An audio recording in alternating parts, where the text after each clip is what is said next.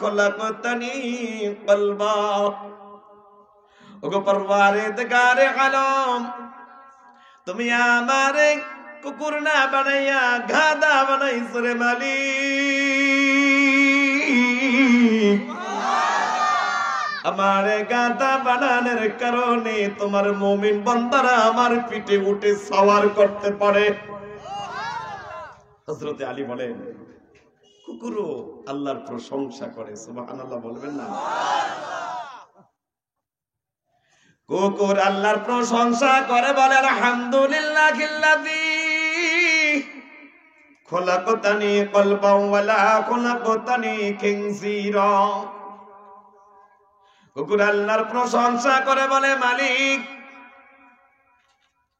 তুমি আমারে শুকর না বানাইয়া বানাইছো কুকুর। ইচ্ছা করলে কুকুর না বানাইয়া বানাইতা শুকর পারতো কিনা? আল্লাহ তুমি ইচ্ছা করলে আমারে কুকুর না বানাইয়া শুকুর বানাইতে পারতা, তুমি দয়া করে আমারে কুকুর বানাইছো। ও মুজিবনগরবাসী রে, একটা পশু কুকুর যদি আল্লাহর প্রশংসা করে, বলে মালিক তুমি ইচ্ছা করলে আমারে কুকুর না বানাইয়া শুকুর বানাইতে পারতা, শুকুর বানাও নাই, বানাইছো কুকুর। ও মুজিবনগরবাসী রে, আজও পর্যন্ত কি আল্লাহর নিয়ামত শুকরিয়া আদায় করে বলেছি মালিক ইচ্ছা করলে আমার জীবন্ত শরীরটাকে তুমি কুকুর বানাইতে পারতা, আমার এই রূহটাকে তুমি কুকুরের শরীরের ভিতরে ঢুকাইয়া দিতে পারতা। তখন মানুষ আমাকে মানুষ বলতো না, আমাকে বলতো কুকুর। আমাকে কি বলতো? কুকুর। ওগো পরওয়ারদিগারে আলম, আমার এই রূহটা তুমি যদি গরুর শরীরের ভিতরে ঢুকাইয়া দিতা, মানুষ আমাকে গরু বলতো।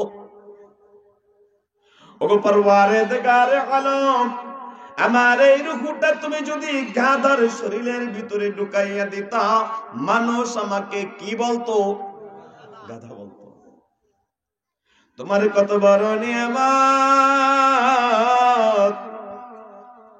আমার রূহটা কুকুরের শরীরে দাও নাই, গাধার শরীরে দাও নাই, গরুর শরীরের ভিতরে দাও নাই, জীবন্ত একটা মানুষের শরীরের ভিতরে দিয়েছো, যেই মানুষটাকে তুমি সব চাইতে বেশি দামি আশরাফুল মাখলুকাত ঘোষণা করেছো। এই মানুষটার শরীরের ভিতরে রূহটা তুমি দিয়েছো। আল্লাহ তোমার প্রশংসা কিভাবে করবো, কিভাবে করবো আমি তোমার প্রশংসা? কখনো বলেছি? বলেন, কখনো বলি নাই। কুকুর আল্লাহর প্রশংসা করে, বলে মালিক ইচ্ছা করলে তুমি শুকুর বানাইতে পারতা,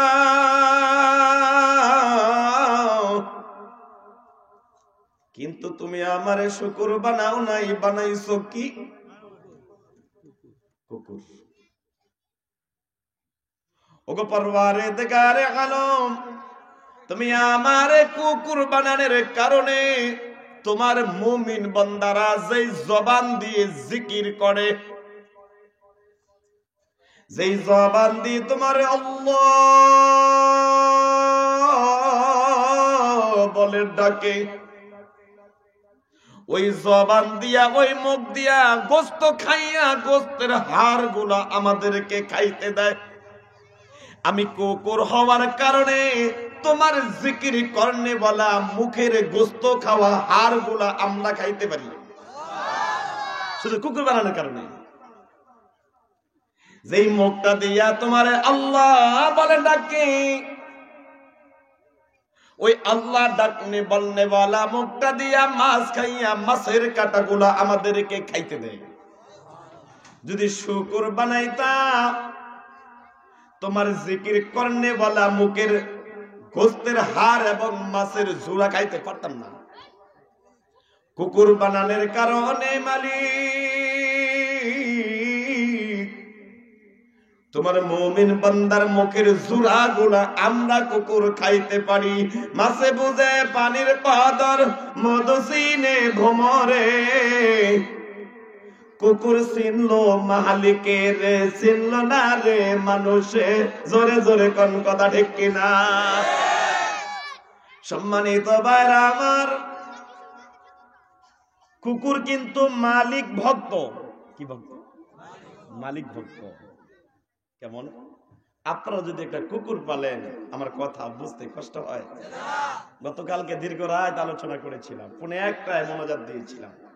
3 দিনের, গতকালকে শেষ দিন ছিল। শারীরিক অবস্থা তো একটা ভালো না। আমি অনেক রিকোয়েস্ট করেছি মুফতি সাহেব হুজুরের কাছে, জামাল ভাইয়ের কাছে, যে হুজুরের মতো একজন আলেমে দ্বীন আমাদের ভোলাতে আসতেছে, সেটা তো আমাদের সৌভাগ্যের বিষয়। আজকের দিনটা হুজুরই আলোচনা করুক, আমি একটু রেস্ট নেই। নাসর বান্দাদেরকে মানাইতে পারলাম না। কথা বলতে কষ্ট হয়, আপনাদের বুঝতে কষ্ট হয় নাকি? কুকুর মালিক ভক্ত। আপনারা যদি একটা কুকুর পালেন, আপনার বাড়িতে যদি আমি উঠি, কুকুর দেখবেন আমাকে তাড়াবে, ঠিক কিনা? আর আপনি যদি বলেন এই মধু আছে, কোনো কথা কথা বলেন না কেন? থাম। কুকুর আপনি পালেন, আপনি কুকুরের মালিক। কুকুর মানুষের তারাই শুধু বললেন থাম, দ্বিতীয় সাউন্ড করা লাগে নাই, কুকুর থেমে গেল। বান্দা নাফরমান করে আল্লাহ বলে থাম, বান্দা থামে না। তাহলে বোঝা যায় মানুষ ওই কুকুরের চাইতো নিকৃষ্ট। কথা বলে না কেন? মানুষ এই কুকুরের চাইতো নিকৃষ্ট হয়ে গেল। বালুকুমা দল 4 পলা জানোয়ারের চাইতে নিকৃষ্ট।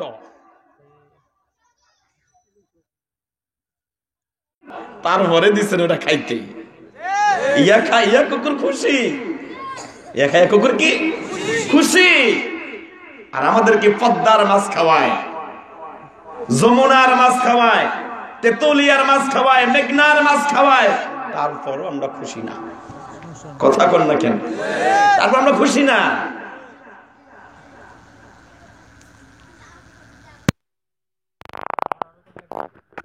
সম্মানিত ভাইরা আমার,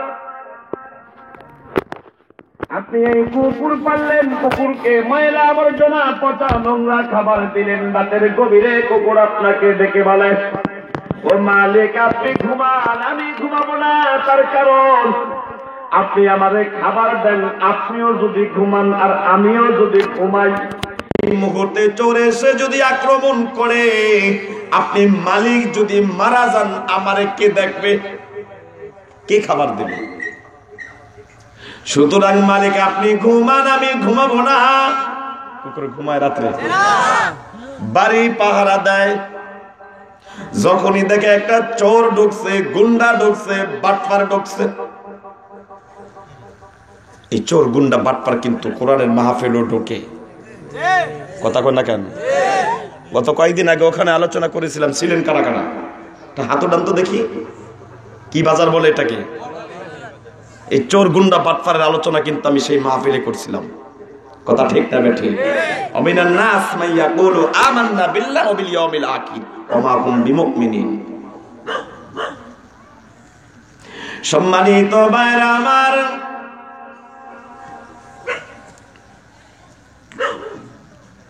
দেখছেন কুকুর আইছে। কুকুর বাড়িতে ঘুমায় না, মালিকে ঘুমায়। চোর গুন্ডা বাটপারে যখন বাড়ির ভিতরে ঢুকে পড়ে, কুকুর তখন চোর গুন্ডা বাটপারের লড়ায়।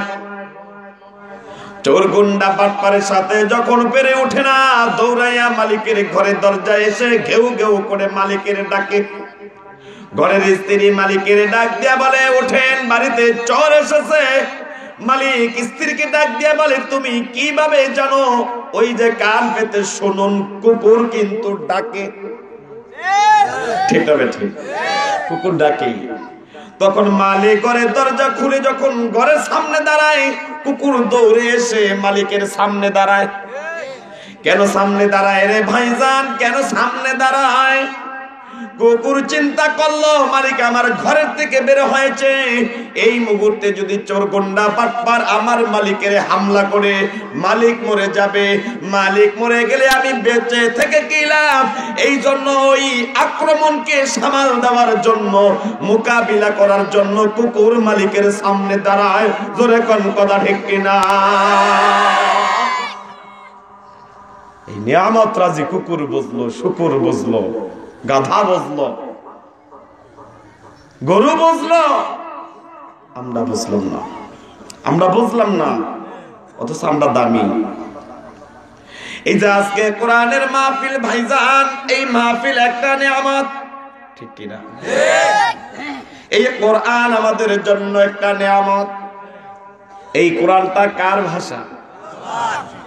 কথা বলেন না? আল্লাহ কত বড় দামি, তার মুখের ভাষাটাও তত দামি। চিল্লাবেন কথা ঠিক কিনা? মূল আলোচনা দিকে ধাবিত হলাম। আল্লাহ কত বড় দামি, তার মুখের ভাষাটাও তত দামি। এবং এই দামি কোরআন এই পৃথিবীতে যিনি নিয়ে আসলেন তিনিও হইলেন দামি। তিনিও কি দামি? নাম হলো জিবরাইল আলাইহিস সালাম, ফেরেশতাদের মধ্যে সবচেয়ে দামি।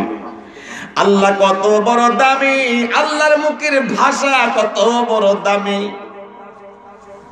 এবং এই দামি কথাগুলো যিনি আনলেন তিনিও হইলেন দামি, এবং যার কাছে আনলেন তিনিও হইলেন দামি। কথা ঠিক না বেঠিক? আল্লাহ কত বড় দামি, তার মুখের ভাষা কোরআন কত দামি। ওই কথাগুলো যিনি আনলেন তিনি হলেন জিবরাইল, কত বড় দামি। এই জিবরাইল আল্লাহর কথা দামি কথাগুলো যার কাছে আনলেন তিনি কে? ওয়ামা আরসালনাকা ইল্লা রাহমাতাল লিল আলামিন। নবীকে হাবিসে হবে খোদা হয়, नबी के हब से हबे खुदा है, कोले कुंतुम तुहिब्बूना गवाह है। नबी के हब से हबे खुदा है, खुदा से कब रसूलुल्लाह जुदा है। জিবরাইল কত দামি, আবার এই দামি কথা আনলেন যে ব্যক্তির কাছে তিনিও কত বড় দামি। নবী মুহাম্মদ রাসূলুল্লাহ সাল্লাল্লাহু আলাইহি সাল্লাম, সেই দামি মানুষটাই বলে খায়রুকুম মান তাআল্লামাল কুরআনা ওয়া আল্লামা। এই দামি কোরআন যারা পড়বে এবং পড়াইবে তারাও বড় দামি। পাইছেন হিসাব? আল্লাহ কত বড় দামি, তার মুখের ভাষা কোরআনও তত দামি। কথা ঠিক? এই দামি কোরআনের যিনি তিনিও দামি জিবরাইল, যার কাছে নিয়ে আসলেন তিনি বড় দামি। সেই দামি মানুষটাই বলে খায়রুকুম মান তাআল্লামাল কুরআনা ওয়া আল্লামা। সেই দামি মানুষটা বলে খায়রুকুম মান তাআল্লামাল কুরআনা ওয়া আল্লামা। এই দামি কোরআন যারা পড়বে এবং পড়াইবে ওরাও হলো সবচাইতে বড় দামি। এখন আপনাদের এখানে কি কোরআন পড়ায়? পড়ে পড়ে আপনাদের বাচ্চারা, আর পড়ায় তো হুজুরেরা, নাকি? আপনাদের বাচ্চারা বড় দামি। খুশি না বেচারা আপনারা? আপনাদের বাচ্চারা বড় দামি, ওরা কোরআন পড়ে। এই হুজুরেরা বড় দামি, ওরা কোরআন পড়ায়। চিল্লা বড় কথা ঠিক কিনা? এত বড় দামি কোরআন প্রসঙ্গে আল্লাহর নবী আরেকটা হাদিস বলেন, মাজলিসু ফিকহিল খায়রুম মিন ইবাদাতি 60 সানা। কোন আল্লাহর বান্দা যদি এই দামি কোরআনের মজলিসে, কোন আল্লাহর বান্দা যদি এই দামি কোরআনের মজলিসে সামান্য সময় ব্যয় করে, আমার আল্লাহ রব্বুল আলামিন ওই বান্দার আমলনামায় 60 বছরের চাইতে অধিক সওয়াব প্রদান করে। দামি মানুষটা বলল মাজলিসু ফিকহিল খায়রুম মিন ইবাদাতি 60 সানা। সেই দামি মানুষটা বলল এই দামি কোরআনের মজলিসে যদি আল্লাহর কোন বান্দা কিছু সময় ব্যয় করে, আল্লাহ রাব্বুল আলামিন ওই বান্দার আমলনামায় 60 বছরের চাইতে অধিক সওয়াব প্রদান করে। এখন আপনারা কি 60 বছরের চাইতে অধিক সওয়াবের মালিক হয়ে বাড়িতে যাবেন? কারা কারা যাবেন হাত উঠে দেখান তো। লিল্লাহি তাকবীর। তাহলে কি সিদ্ধান্ত গ্রহণ করা উচিত আমাদের এখন? আমরা কি ময়দান ছেড়ে চলে যাব না থাকবো? হাত উঠে দেখান তো। লিল্লাহি তাকবীর। ওয়াদা হয়ে গেল। কি হয়ে গেল? ওয়াদা হয়ে গেল। ওয়াদাটা করতেন কার সাথে? আল্লাহর সাথে। দামি কোরআন, বিষয়টা আপনাদেরকে বুঝাইতে পারছি আমি অল্প সময়ের ভিতরে। তাহলে আসুন, আল্লাহ কত বড় দামি, তার মুখের ভাষা কত দামি, নিয়ে আসলে সেই মানুষটা কত দামি, যার কাছে আনলেন সেও কত বড় দামি। এই দামি কোরআনের একটু পরিচয়টা একটু আমরা জানা দরকার আছে না নাই? আমাদের পরিচয়টা জানা দরকার আছে না নাই?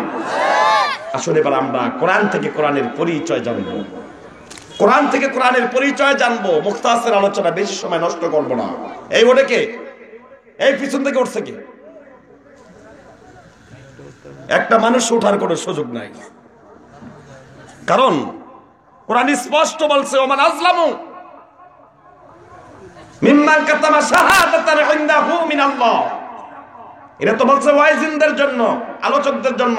ওমান আজলামু মিম্মান যুক্কিরা বিআয়াতি রাব্বিহি ফাআরাদা আনহা।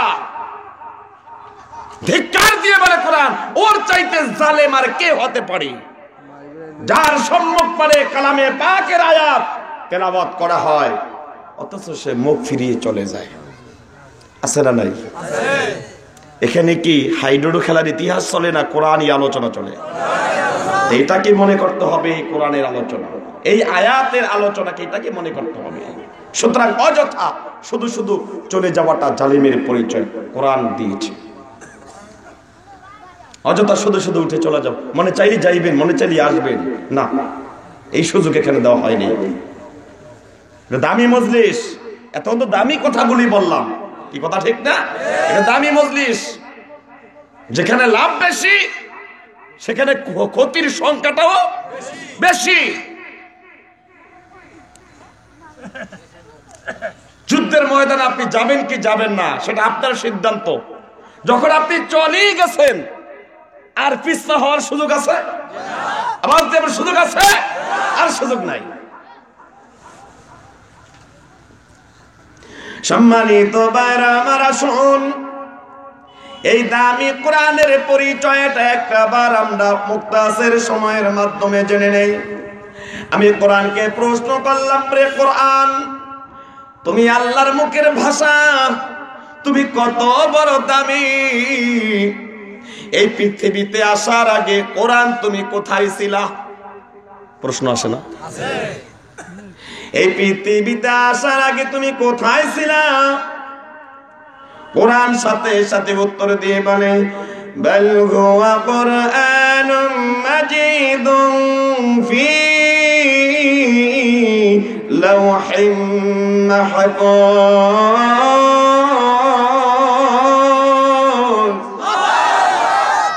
কোরআন স্পষ্ট জানিয়ে দিল লাউহে মাহফুজে ছিল। কোথায় ছিল? লাউহে মাহফুজে ছিল। যেমন দামি, স্থানটাও তত দামি। আমি আবার কোরআনকে প্রশ্ন করলাম, রে কোরআন,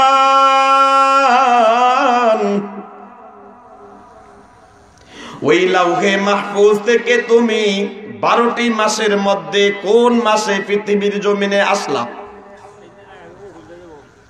12টি মাসের মধ্যে কোন মাসে তুমি পৃথিবীর জমিনে আসলা? কোরআন সাথে সাথে উত্তর দিয়ে বলে, শাহরু রমাদানাল্লাযী উনজিলা ফীহিল কুরআন।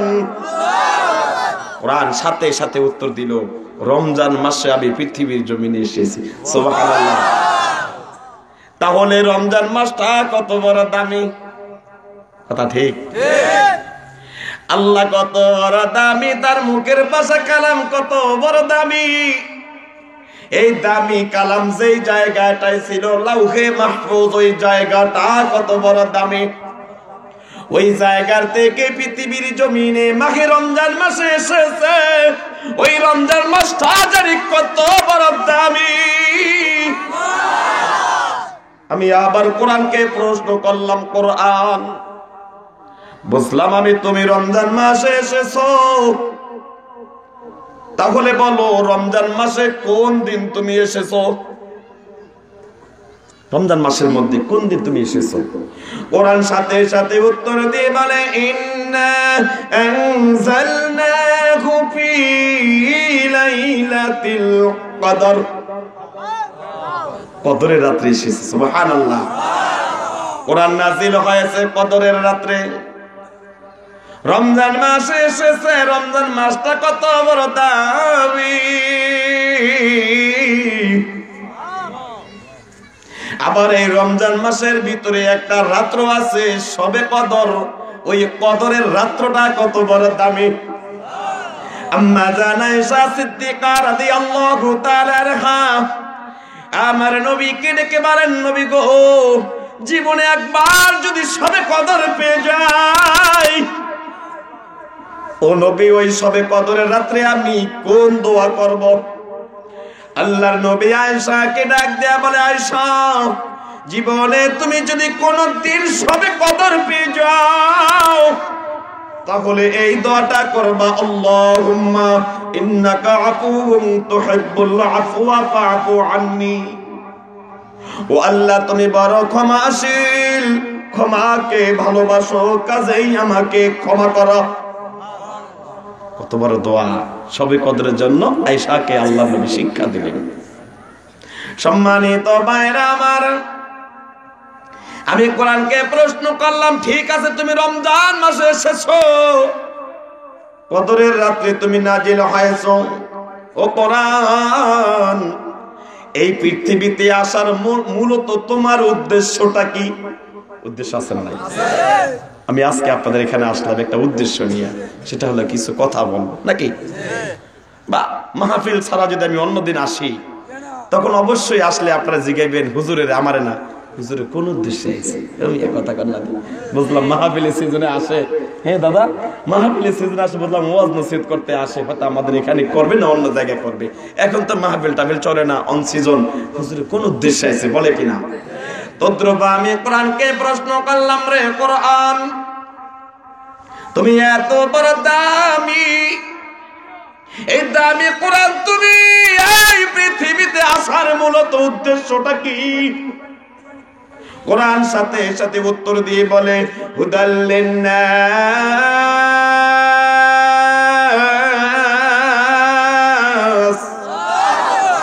এই পৃথিবীতে আসার একমাত্র উদ্দেশ্য হলো মানুষের হিদায়াত। আস্তে কর সুবহানাল্লাহ। মানুষের কি? হিদায়াত।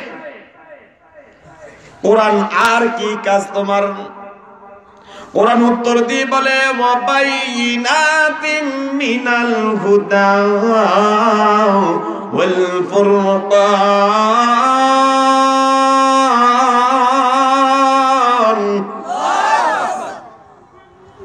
কাজ হলো, আমার নাম হচ্ছে ফুরকান, সত্য এবং মিথ্যাকে আমি পৃথক করে দিই। সুবহানাল্লাহ বলে। সত্য মিথ্যাকে কোরআন কি করে দেয়? ও মুজিবনগরবাসীর, এই কোরআন সত্য মিথ্যাকে পৃথক করে দেয়। জান্নাতি মানুষগুলো আলাদা করে দেয়, জাহান্নামী মানুষগুলো আলাদা করে দেয়, নামাজি মানুষগুলো আলাদা করে দেয়, বেনামাজি মানুষগুলো আলাদা করে দেয়, সুদখোর মানুষগুলো আলাদা করে দেয়, ঘুষখোর মানুষগুলো আলাদা করে দেয়, হালাল ব্যবসা যারা করে তাদেরকে আলাদা করে দেয়, হারাম ব্যবসা, সুদের ব্যবসা যারা করে কোরআন তাদেরকে আলাদা করে দেয়। কোরআনের অপর নাম হচ্ছে ফুরকান, সত্য এবং মিথ্যাকে পৃথককরণকারী। চিল্লা বলার কথা ঠিক কিনা? এই যে কোরআন সত্য এবং মিথ্যাকে পৃথক করে দেয়, এই আলোচনা আজ আর করা যায় না। কথা বলে, আজ আর করা যায় না। কিভাবে যাবে? আল্লাহ কত বড় দামি, তার মুখের ভাষা কালাম কত বড় দামি, যিনি নিয়ে আসলেন তিনি কত বড় দামি, যার কাছে আনলেন তিনি কত বড় দামি, যার কাছে আনলেন সেই দামি মানুষটাই বলল খায়রুকুম মান তাআল্লামাল কুরআন ওয়া আল্লামা। এই কোরআন শিখে এবং শিখায় যারা, তারাও বড় দামি। আর এই দামি মানুষগুলা যখন কোরআনের স্টেজে হক হক কথা বলে, তখন নাফরমানদের দালালেরা, রাম আর বামের দালালেরা বলে এই দামি মানুষগুলার ঘাড় মটকিয়ে দিবে। আওয়াজ কেমন কথা ঠিক কিনা? খায়রুকুম মান তাআল্লামাল কুরআন ওয়া আল্লামা। এই দামি মানুষগুলা যখন এই কোরআনের ফুরকান শব্দ নিয়ে, পৃথককারী বিষয় নিয়ে আলোচনা করে, তখন রাম আর বামের দালালেরা বলে এই দামি মানুষগুলারে বলে গাল মটকি দেওয়া হবে। কখন কার গাল মটকাবে সময় কথা বলবে। আমার কথা স্পষ্ট বুঝতে পারেন আপনারা? শুধু কোরআন নিয়ে আজকে আলোচনা করব। কোরআনের পরিচয়টা কি? জিজ্ঞাসা করলাম কেন আসছো তুমি? কোরআন বলল হুদাল লিন্নাস, মানুষের হেদায়েতের জন্য এসেছে। কিসের জন্য? মানুষের হেদায়েতের জন্য। আর কি কাজ? ওয়াবাইনাতিম মিনাল হুদা ওয়াল ফুরকান, সত্য মিথ্যাকে পৃথক করার জন্য এসেছে। সত্য মিথ্যাকে পৃথক করার জন্য এসেছি। আজকে সত্য এবং মিথ্যাকে যদি আপনি পৃথক করতে যান, ফিরে সামনে থাকবে না। আপনি আদালতের কাঠ গড়ায় যান, কত নির্দোষী মানুষ চোখের পানি ছেড়ে কান্দে। বিচারপতি তোমার কাছে বিচার না পেলে কোথায় বিচার পাবো আমি, কার কাছে গেলে, কার কাছে গেলে। অথচ এই কোরআন বিচারের কার্যালয়ে দোষীকেও আলাদা করে দিল, নির্দোষীকেও আলাদা করে দিল। কিন্তু সেই কোরআনই পয়সার আজ আমাদের এই বাংলার জমিন না, শুধু বিশ্বের জমিনে চলে না।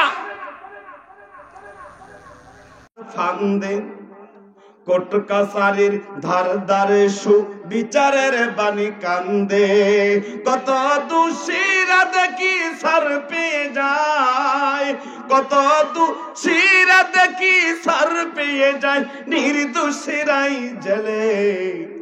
কোথায় বিচার পাবো আমি, কার কাছে গেলে, কার কাছে গেলে। ওহো বিচারপতি তোমার কাছে বিচার না পেলে কোথায় বিচার পাবো আমি, কার কাছে গেলে, কার কাছে গেলে।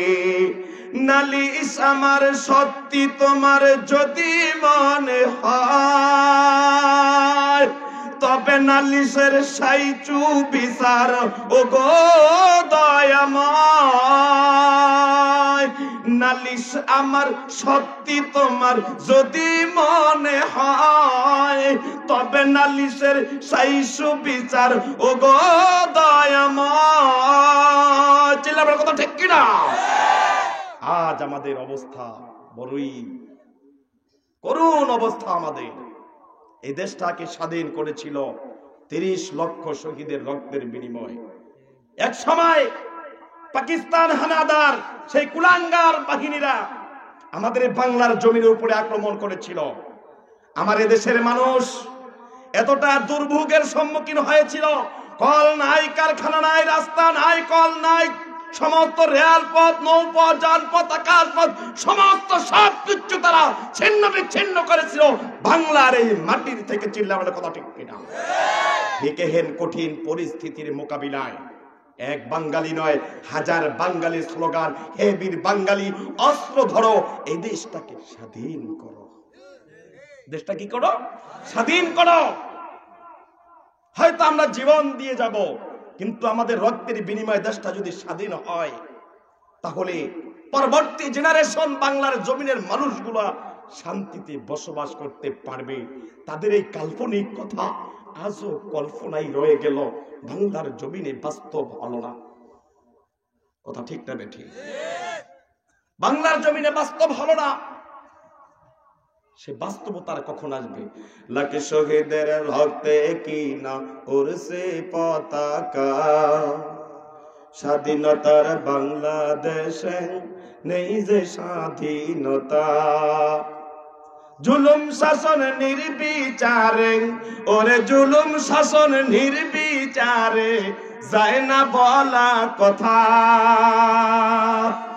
জুলুম শাসন নির্বিচারে যায় না বলা কথা। বিপ্লবী সুর তুলতে গেলে গুম হইতে হয়, প্রতিবাদের রাজপথেতে বুলেট খাইতে হয়। আমাদের বুরহানুদ্দিনে বুলেট খাইছে কিনা? প্রতিবাদের রাজপথেতে বুলেট খাইতে হয়। দুর্নীতির এই চ্যাম্পি বনে শীর্ষে বাংলাদেশ, লাখ শহীদের রক্তে কিনা আমার সোনার বাংলা শেষ। এসব কথা বলতে গেলে আবার, এসব কথা বলতে গেলে আবার জীবন দিতে হয়। স্বাধীনতার বাংলাদেশে স্বাধীনতা নয়, জোরে জোরে কোন কথা ঠিক কিনা? হে ভাইরান, আমি কোরআনকে প্রশ্ন করলাম, রে কোরআন তোমার আর কি কাজ? কোরআন উত্তর দিল, বাইয়িনাতিম মিনাল হুদা ওয়াল ফুরকান, সত্য এবং মিথ্যাকে পৃথক করার। আমি আবার কোরআনকে জিজ্ঞাসা করলাম, আর কি কাজ তোমার? কোরআন উত্তর দিয়ে বলে, ইয়াহদি মাইয়াশাউ ইলা সিরাতিম মুস্তাকিম। এই পৃথিবীতে আমার আসার মূলত কারণ হলো আমি হচ্ছি পথ প্রদর্শককারী। এই কোরআন হচ্ছে মানুষের পথ প্রদর্শককারী, যাকে বলে রাহবার। যাকে কি বলে? রাহবার। এ ভাইজান, আপনি অসীম জায়গায় যদি যান, ওই জায়গার রাহবার যদি আপনার সামনে না থাকে, তাহলে আপনার বিপদ অতি নিকটে চলে আসবে। জোরে কোন কথা ঠিক কিনা? যে কোনো জায়গায় যেতে হলে রাহবার লাগে রে বাদান। ও মুজিবনগর বাসী রে, তোমরা যদি ভালো পথে জান্নাতের পথে যেতে চাও, কোরআন নামক রাহবারকে সামনে নিয়ে চলতে হবে। জোরে জোরে কোন কথা ঠিক কিনা? এ বান্দা, আমার ব্যবসায়িক জীবনে কোরআন রাহবার হবে, আমার রাষ্ট্রীয় জীবনে কোরআন রাহবার হবে, আমার অর্থ সম্পদ জীবনে কোরআন রাহবার হবে, আমার পারিবারিক জীবনে যদি কোরআন আমার রাহবার হয়, তাহলে কোরআন আমাকে জানাইয়া দিবে পারিবারিক জীবন আমি কেমনে চালাবো। আমার ব্যবসায়িক জীবনে যদি কোরআন রাহবার হয়, কোরআন আমাকে জানাইয়া বলবেন, ও আহাল্লাল্লাহুল বাইআ ওয়া হাররামার রিবা। ব্যবসায়িক জীবনে যদি কোরআনকে আমি রাহবার বানাই, কোরআন আমাকে জানাইয়া দিবে কোন ব্যবসা তুমি করবা। জোরে কোন কথা ঠিক কিনা? এ ভাইরা, আমার রাষ্ট্রীয় জীবনে যদি আমি কোরআনকে রাহবার মানাই গো, কোরআনই আমাকে জানাইয়া দিবে এই রাষ্ট্রটা কিভাবে পরিচালনা করতে হবে। জোরে কোন কথা ঠিক কিনা? এবার আসুন ভাইজান, আপনার পারিবারিক জীবনে যদি রাহবার না থাকে, পারিবারিক জীবন হবে ধ্বংস। কথা বলেন। লঞ্চে আসলাম, লঞ্চের রাহবার হইল যিনি চালায়, ঠিক? আমি গাড়িতে আসলাম, গাড়ির রাহবার হইল যিনি ড্রাইভ করে তিনি। এবার তার ড্রাইভের ভিতরে যদি ভুল হয়, গাড়ি থাকবে না যাবে?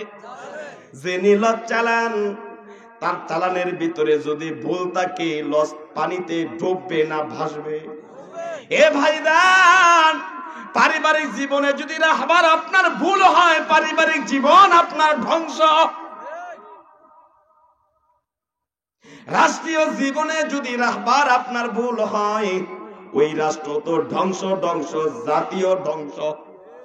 আওয়াজ দিয়া বলুন কথা ঠিক কিনা?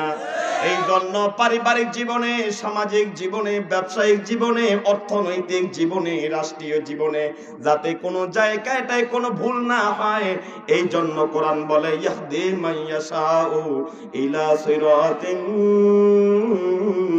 মুস্তাকিম। কোরআন হচ্ছে পথ প্রদর্শক। এই কোরআন দিয়া তুমি রাষ্ট্রীয় জীবনও চালাইতে পারবা নির্ভুলভাবে। এই কোরআন দিয়া তোমার ব্যক্তিগত জীবনও চালাইতে পারবা নির্ভুল হবে। এই কোরআন দিয়া তোমার ব্যবসায়িক জীবন, পারিবারিক জীবন, সামাজিক জীবন তুমি চালাইতে পারবা নির্ভুল হবে। তার কারণ যালিকাল কিতাবু লা রাইবা ফীহ, এর ভিতরে কোনো ভুল নাই, সন্দেহের কোনো অবকাশ নাই। এ ভাইরা, আমি আবার কোরআনকে জিজ্ঞাসা করলাম, কোরআন রে তোমার আর কি কাজ?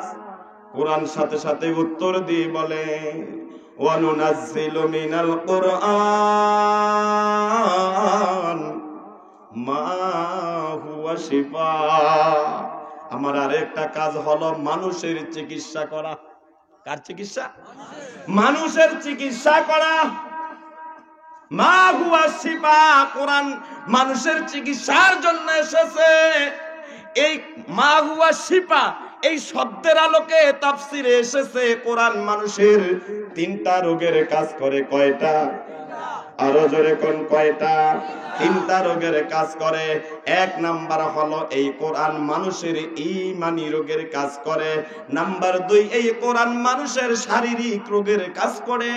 নাম্বার 3, এই কোরআন মানুষের মানসিক রোগের কাজ করে। মানসিক, শারীরিক, ঈমানি কয়টা রোগ হলো? একটা হলো ঈমানি রোগের কাজ করে। তার বাস্তব প্রমাণ হলো হযরতে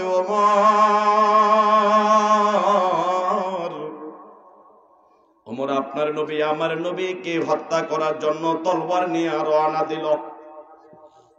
দিছে কিনা? পথের মাঝে একজন আল্লাহর বান্দা জিজ্ঞাসা করে, ওমর কোথায় যাও? বলে মুহাম্মদকে হত্যা করতে যাই। নাউজুবিল্লাহ। আল্লাহর বান্দা ডাক দিয়া বলে, ওমর নিজের ঘরের কোনো খবর নাই, অন্যের ঘরের খবর নিয়ে বড় ব্যস্ত। বলে কি হয়েছে?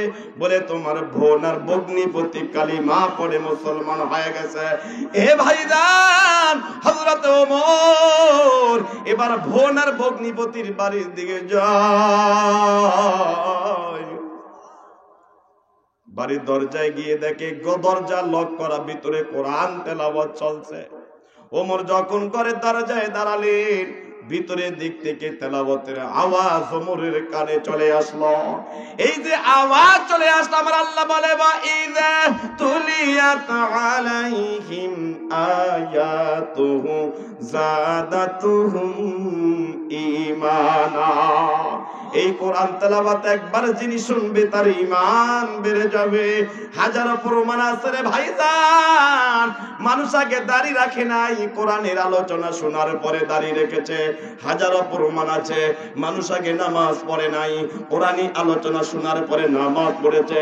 হাজারো প্রমাণ আছে মানুষ আগে আলেম ওলামারে মুহাব্বত করতে শিখে নাই, কোরআনী আলোচনা শোনার পর থেকে আলেম ওলামার মুহাব্বত বেড়ে গেছে। জোরে কোন কথা ঠিক কিনা? এ ভাইজান, হযরতে ওমর যখন ভোনার ভগ্নিপতির বাড়িতে দাঁড়াইলেন, ভোনার ভগ্নিপতি ঘরের ভিতর থেকে কোরআন তেলাওয়াত করতেছে। তেলাওয়াতের আওয়াজটা ওমরের কানে চলে আসলো। ওমর ডাক দিয়া বলে, কে রে? দরজা খোল। ভোনার ভগ্নিপতি ভাইজান দরজা খুলে দিল। ওমর জিজ্ঞাসা করলো, জানলাম তোরা নাকি মুহাম্মাদের কালিমা পড়ছ? ভোনার ভগ্নিপতি চিৎকার দিয়ে বলে, হে ওমর, মুহাম্মাদের কালিমা যদি সত্য হয় গো, তাহলে ওই মুহাম্মাদের কালিমা পড়তে আবার বাধা কোথায়?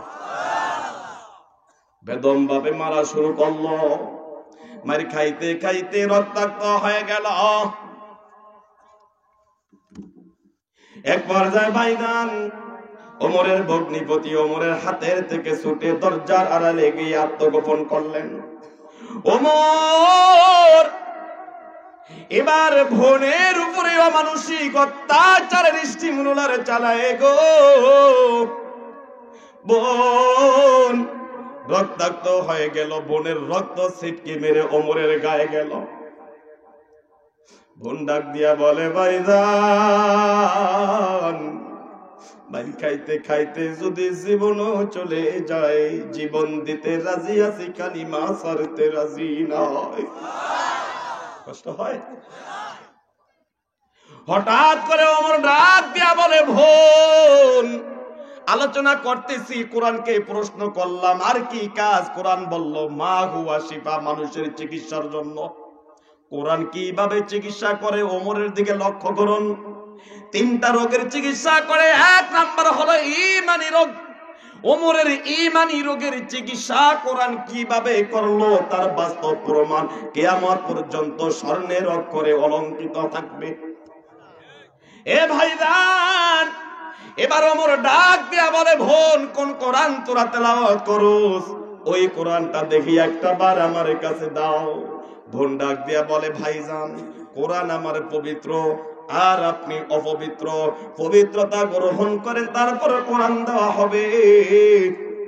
ওমর পবিত্রতা গ্রহণ করে যখনই করে চলে আসলো, ওমরের বোন ওমরের হাতে কোরআন তুলে দিল। এ ভাইজান, এবার ওমর কোরআন খুলে সূরা তাহা তেলাওয়াত করা শুরু করলো। তাহা মা আনজালনা আলাইকাল কুরআন লিতাশকা।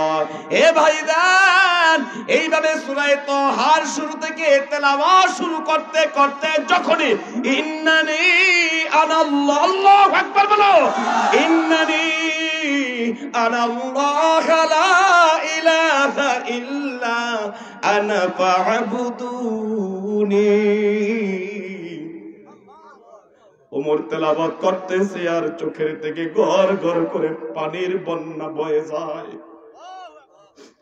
ইমানি রোগীর অপারেশন হয়ে গেল। মানুষের চিকিৎসা করতে গেলি তো মানুষ ব্যথা পায়, আর ব্যথা পাইলি কি হয়েছে আপনাদের এখানে?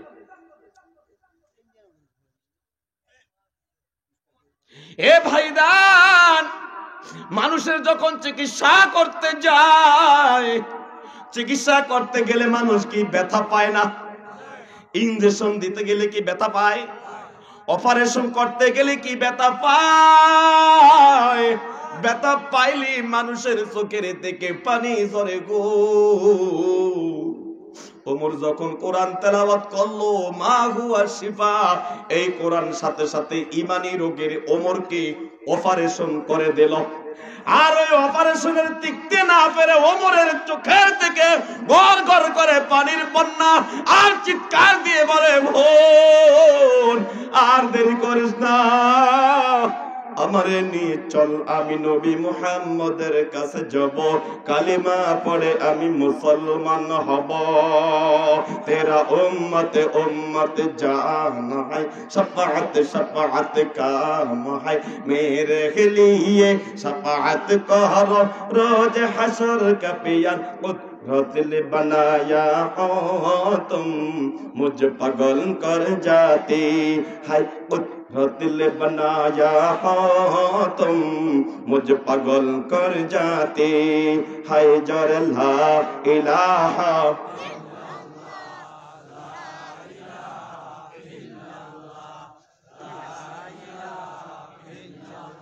जर ला इलाहा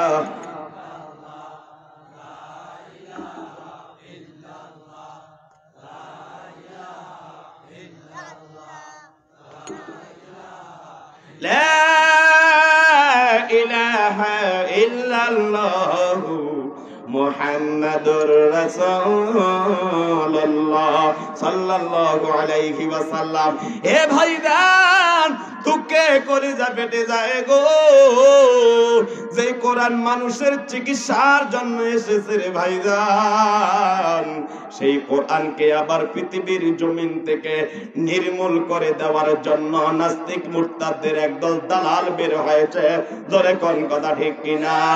যদি আগুন লেগে পুড়ে যায় সব, যদি আগুন লেগে পুড়ে যায় সব, পৃথিবী পীর বইয়ের দোকান, তবু বিশ্বাস থেকে হারাবে না পবিত্র কোরআন, তবু বিশ্বাস থেকে হারাবে না পবিত্র কোরআন।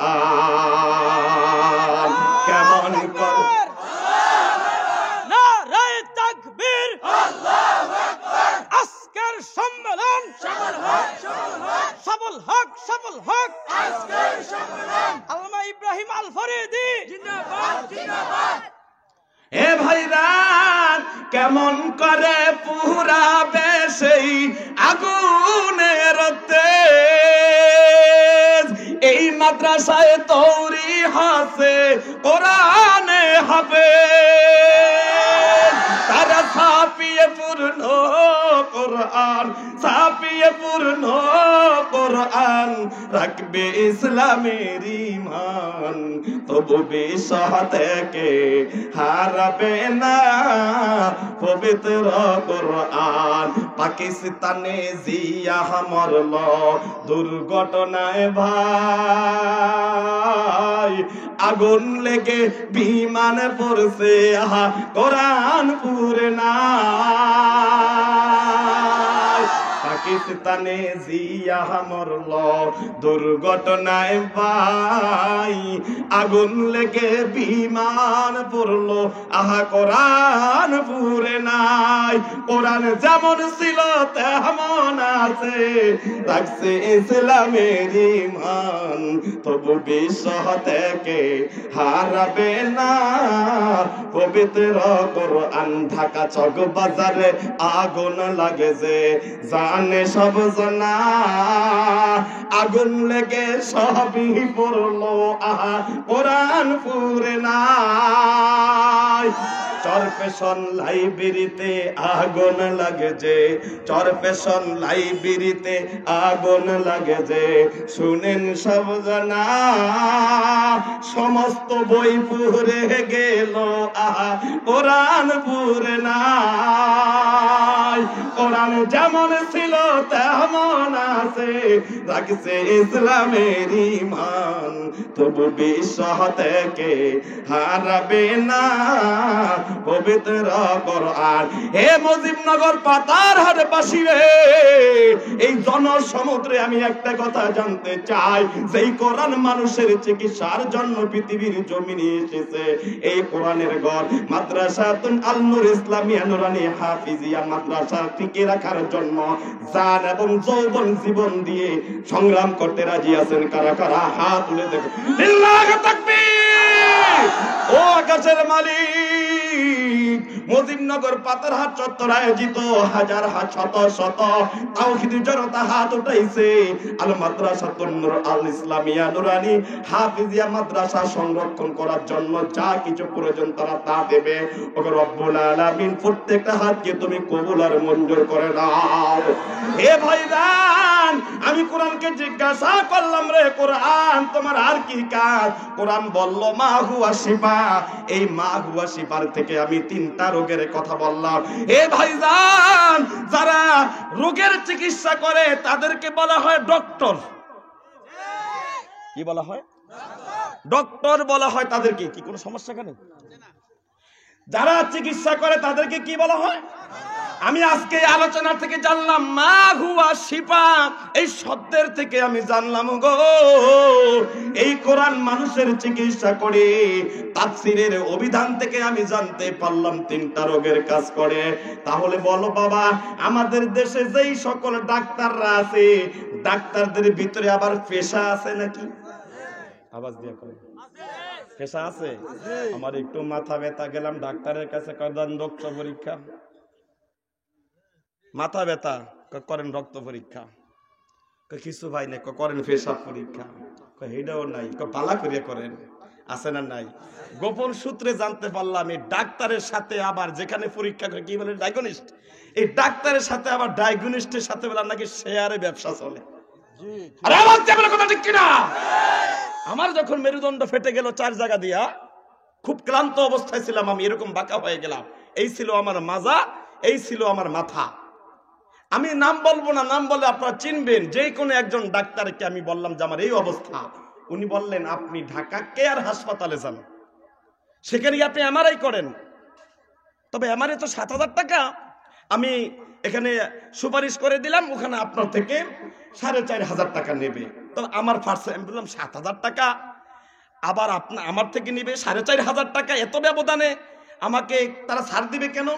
হুজুর আপনার কথাবার্তা খুব ভালো লাগলো, অনেক সময় মাঝে মাঝে নেড়ে আপনার বয়ানও দেখি, খুব ভালো লাগলো হুজুর, আপনি তো ইব্রাহিম আল ফরিদি। হ্যাঁ ইব্রাহিম আল ফরিদি। তো আপনি যে এই যে ছাড়টা তারা দেবে কারণটা কি? আমার সুপারিশটা দেখলে ওরা বুঝবে যে আমি সুপারিশ করেছি, সুতরাং আমার এই রোগীর যে একটা পার্সেন্টেজ আছে, আমার পার্সেন্টেজটা আমি বাদ দিয়ে দিলাম। আমার পার্সেন্টেজটা বাদ দিলে 4,500 টাকা ওরা রাখবে। বুঝাইতে পারি নাই? পার্সেন্টেজ বাদ দিলাম। তাৎক্ষণিক আমি বললাম আপনি একজন ডাক্তার, আমি একজন পেশেন্ট, আমাকে নিয়েও ব্যবসা, তাহলে ডাক্তারদের ভিতরে দুর্নীতি আছে না নাই? আছে না নাই? সুতরাং যেখানে ডক্টরের ভিতরে দুর্বলতা সৃষ্টি হলো, মানুষের সন্দিহান সৃষ্টি হলো, সেহেতু কোরআন বলছে মা হুয়া শিফা, কোরআনও একজন চিকিৎসক, একজন ডক্টর। তাই আমি দুনিয়ার ডাক্তারের সন্দিহান থেকে লক্ষ্য করে কোরআনকে প্রশ্ন করলাম, কোরআন তুমি যে একজন ডক্টর, একজন বিজ্ঞ ডক্টর, তোমার ডক্টরেটের ভিতরে কোনো ভুল ত্রুটি আছে কিনা? এই প্রশ্নকে আমি করতে পারি না? কেন করি? ওই যে দুনিয়ার হাতুরা ডাক্তার, চুন খাইয়া কি বললাম, কি দেখা ভয় পাইলাম? দুনিয়ার ডাক্তারের অবস্থা দেখা কোরআন যে ডক্টর, সেখানেও ভয় পাইয়া জিজ্ঞাসা করলাম তুমি যে একজন ডক্টর, তোমার চিকিৎসার ভিতরে কোনো ভুল ত্রুটি আছে কিনা? কোরআন কি উত্তর দেয় দেখেন। কোরআন বলে যালিকাল কিতাবু লা রাইবা ফীহি,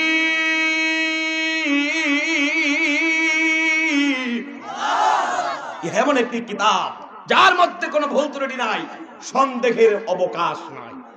এবার আমি স্থিতি হলাম যে হ্যাঁ একজন সত্যি একজন ডক্টরই। আমি আবার প্রশ্ন করলাম যে ডক্টর, হে কোরআন নামক ডক্টর, তুমি এত দামি, তোমার এত পাওয়ার, আল্লাহ তোমাকে পাহাড়ে নাজিল করতে চেয়েছিল, পাহাড়ে নাজিল করতে চেয়েছিল, লাউ আনজালনা হাযাল কুরআনা আলা জাবালিন লারাআইতাহু খাশিআম মুতাসাদ্দিআম মিন খাশিয়াতিল্লাহ। এই পাহাড়ে আল্লাহ কোরআন নাজিল করতে চেয়েছে, পাহাড় রাজি হয় নাই। তোমার এত পাওয়ার, এত স্পিরিট, তুমি পৃথিবীর সব কিছুর কর্ম ব্যবস্থায় দক্ষতা রাখো, অবস্থান রাখো, তাহলে তোমাকে ধারণ করতে পারবে কারা? তোমাকে ধারণ করতে পারবে কারা? কোরআন উত্তর দিল হুদাল লিল মুত্তাকিন,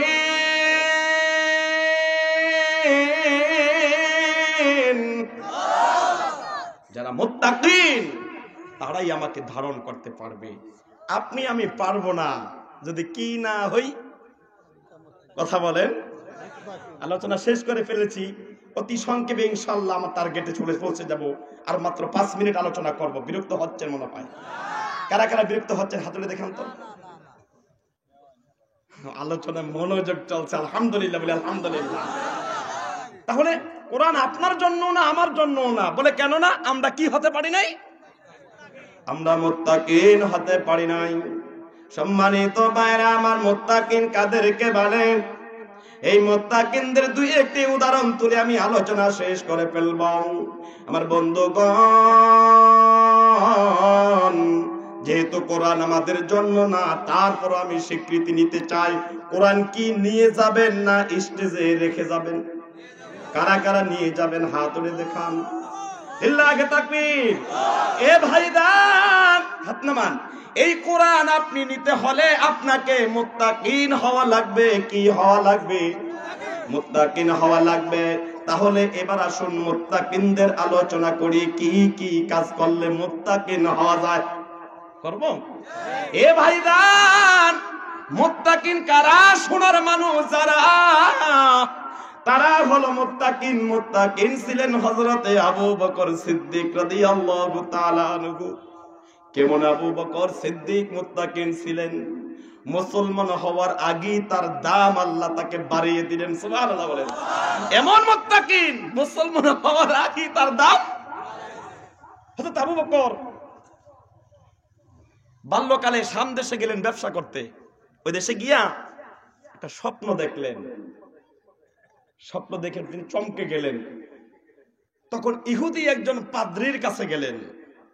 ইহুদি পাদ্রীর কাছে গিয়া বলে, হে পাদ্রী, আমি এই রাত্রে এই স্বপ্নটা আমি দেখেছি, তাবির কি? ইহুদির কাছে গিয়া মাত্র জিজ্ঞাসা করলো, আবু বকরের বাড়ি হচ্ছে মক্কা, গেল শাম দেশে, 300 মাইল ব্যবধান। কত মাইল? 300 মাইল ব্যবধান। এদিকে মুখ করুন। শুধু কি আবু বকর বলল এই রাত্রে এই স্বপ্ন দেখেছি, তাবির করেন। আদাস তার নামও বললেন না, কোন জায়গা থেকে আসলেন তাও বললেন না। স্বপ্নের কথাটা শোনার সাথে সাথে পাদ্রী আবু বকরকে ডেকে বলে, তুমি কি আবু বকর? আরে আমি আসতে কোন সুবহানাল্লাহ। তাহলে পাদ্রী তাওরাত, ইনজিল, জব্বুর এই তিনটা কিতাব পাদ্রী পড়েছিল। নিশ্চয়ই এই স্বপ্নের সাথে তাওরাত, ইনজিল, জব্বুরের কোনো সম্পর্ক রয়েছে। কথা ঠিক কিনা? আরে স্বপ্ন যিনি দেখবেন তিনি অবশ্যই আবু বকর হবেন। তাই পাদ্রী বলতে বাধ্য হলেন, তুমি কি আবু বকর? আবু বকর তো আশ্চর্য হয়ে গেল, এটা কেমন কথা? আমি তো আমার নাম বললাম না, আমি তো আমার নাম বলি নাই। কিছুক্ষণ পরে পাদ্রী আবার বলল, তোমার বাড়ি কি মক্কা? বলে, হ্যাঁ, আমার নাম আবু বকর, আমার বাড়ি মক্কা। এবার ইহুদি পাদ্রী আবু বকরকে ডাক দিয়ে বলে, আবু বকর, তোমাদের মক্কা নগরীতে মুহাম্মদ নামে একজন নবী আসবে। ও আবু বকর রে, তুমি যে স্বপ্ন দেখছো সেই স্বপ্নের তাবির শোনো। হে আবু বকর, তোমাদের মক্কা নগরীতে কুরাইশ বংশে মুহাম্মদ নামে একজন নবীর আবির্ভাব ঘটবে, তার নাম হবে মুহাম্মদ। হে আবু বকর, ওয়ান্তা তাকুনু ওয়াজিরহু ফি হায়াতিহি ওয়া খলিফাতাহু বাদা ওয়াফাতি। হে আবু বকর, ওই মুহাম্মাদের জীবদ্দশায় তুমি তার উজির হইবা, এটাই হলো তোমার স্বপ্নের তাবির। হে আবু বকর, ওয়া খলিফাতাহু বাদা ওয়াফাতি, আর ওই মুহাম্মাদের মৃত্যুর পরে, দুনিয়ার জমিন থেকে বিদায় নেওয়ার পরে তুমি তার জায়গায় খলিফা নিযুক্ত হইবা। কি হইবা? খলিফা নিযুক্ত হইবা। এই হলো স্বপ্নের তাবির। হযরতে আবু বকর এই স্বপ্নের ব্যাখ্যার কথা কখনো কাহারো সামনে ভুলেও প্রকাশ করে নাই। আস্তে আস্তে উনি খোঁজ নিতে থাকলেন। কুরাইশ বংশে, মক্কা নগরীতে কুরাইশ বংশে মুহাম্মদ নামে কোন ব্যক্তির আবির্ভাব ঘটে কিনা খোঁজ খবর নিতে রাখলেন। বহু বছর পরে হঠাৎ করে জানতে পারলাম কুরাইশ বংশে আব্দুল্লাহর পুত্র মুহাম্মদ নিজেকে একজন মুহাম্মদ নবী বলে দাবি করেছে। এই কথাটা শোনার সাথে সাথে হযরতে আবু বকর, আপনার নবী আমার নবী, প্রিয় নবীজির কাছে চলে গেলেন। আবু বকর নবীকে গিয়ে বলে, ও মুহাম্মদ, তুমি নাকি নিজেকে নবী বলে দাবি করো। মুহাম্মদ, আমি জানতে চাই তুমি যে নিজেকে নবী বলে দাবি করো সেই নবুয়তের প্রমাণ এবং দলিল চাই। হে মুহাম্মদ, তুমি যে নিজেকে নবী বলে দাবি করো তার দলিল কি, তার প্রমাণ কি? আল্লাহর নবী তাই বললেন, তুমি কি আবু বকর? আশ্চর্য হয়ে গেল আবু বকর, হ্যাঁ কেমন কথা হলো, জীবনে দেখিও নাই, আমার নামও তাই শুনি নাই, কেমন কথা হলো? আবু বকর চুপ করে রইলেন আর মিসকি হাসতেছে যে তো স্বপ্নের সাথে মিলে যাচ্ছে, মিলে যাচ্ছে। এবার আল্লাহর নবী মিসকি হাসি দিয়ে বলে, আবু বকর, তুমি আমার নবুয়তির দলিল প্রমাণ চেয়েছো। ও আবু বকর, শুনে নাও, আমি নবীর নবুয়তির দলিল হলো রুয়া কাল্লাতি রাআইতাহা বিশাম। হে আবু বকর, আমি যে নবী তার দলিল প্রমাণ হলো বহু বছর আগে শাম দেশে দেখা তোমার সেই স্বপ্ন। আমি যে নবী তার দলিল হলো বহু বছর আগে তুমি শাম দেশে যে স্বপ্ন দেখেছো, সেই স্বপ্নই হলো আমি নবীর দলিল। সাথে সাথে হযরত আবু বকর আল্লাহ নবীর হাতে হাত রেখে কালিমা পড়ে মুসলমান হয়ে গেলেন। ও বাদান, পুরুষদের মধ্যে সর্বপ্রথম হযরত আবু বকর সিদ্দিক রাদিয়াল্লাহু তাআলা আনহু ইসলাম ধর্মে দীক্ষিত হলেন। অনেক ত্যাগ তিনি স্বীকার করলেন। হিজরতের রাত্রে আল্লাহর নবী আলীকে শোয়া আবু বকরের দরজায় চলে গেল। শুধু গিয়ে রাতের গভীরে বলল, আবু বকর দরজা খোলো। বলার সাথে সাথে বাদান রে আবু বকর দরজা খুলে দিল। আল্লাহর নবী আবু বকরকে ডাক দেয়া বলে, আবু বকর। বলার সাথে সাথে তুমি দরজা কিভাবে খুলে দিলা? তুমি কি ঘুমাও নাই? আবু বকর বলে, হুজুর অনেক দিন আগে আপনি আমাকে বললেন, ও আবু বকর, যে কোনো একটি রাত্রিতে আমাদেরকে হিজরত করতে হবে। হুজুর হইতে রাত্রি থেকে আমি আর ঘুমাই না, না জানি আল্লাহর নবী কোন রাত্রে আমার জন্য দরজা অপেক্ষা করে। হুজুর আমি ঘুমাই না।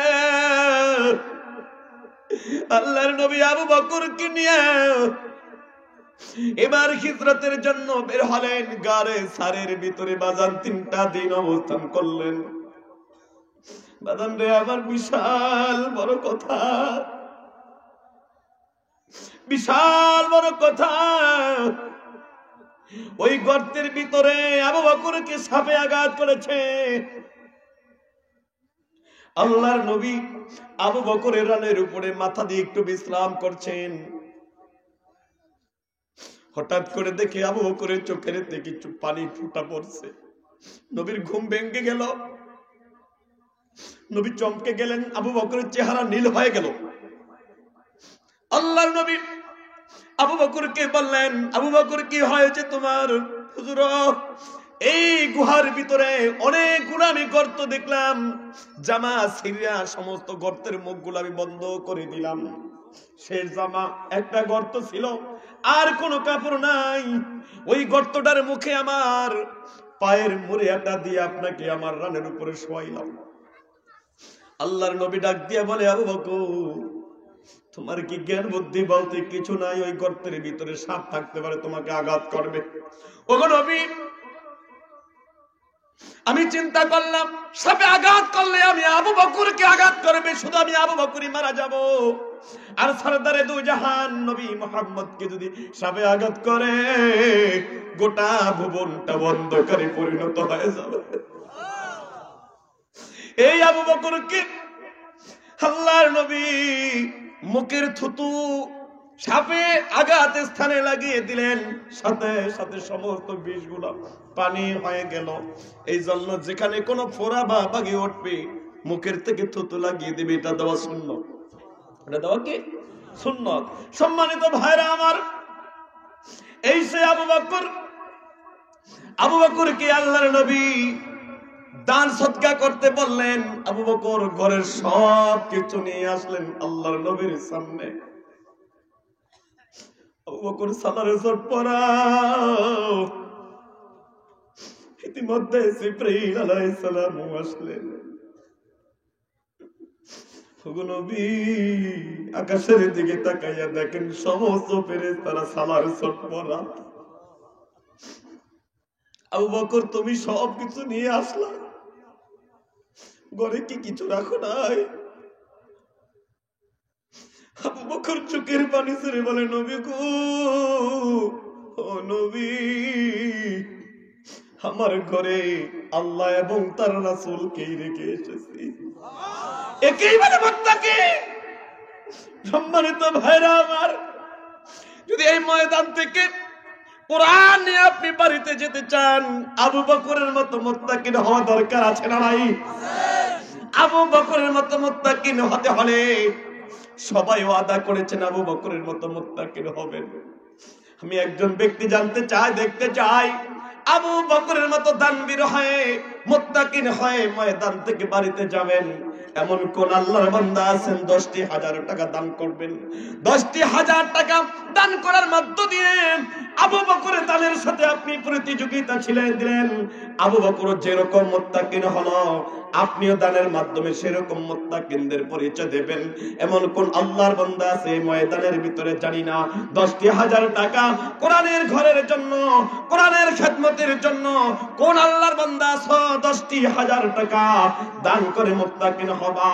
দানের মধ্য দিয়ে মুত্তাকিন হবা কোন আল্লাহর বান্দা আছে? মুত্তাকিন হতে হলে এই কোরআনকে নিজের করে নিতে হলে মুত্তাকিন হওয়া লাগবে। আবু বকরের মতো মুত্তাকিন হতে হলে কোন আল্লাহর বান্দা আছে 10,000 টাকা তুমি দান করে যাবা কোরআনের খেদমতে, কোরআনের ঘরের জন্য, কোরআনের ঘর নির্মাণের জন্য। 10,000 টাকা কোন আল্লাহর বান্দা আছে? জানি না। কোন আল্লাহর বান্দা আছে, কোন আল্লাহর বান্দা আছে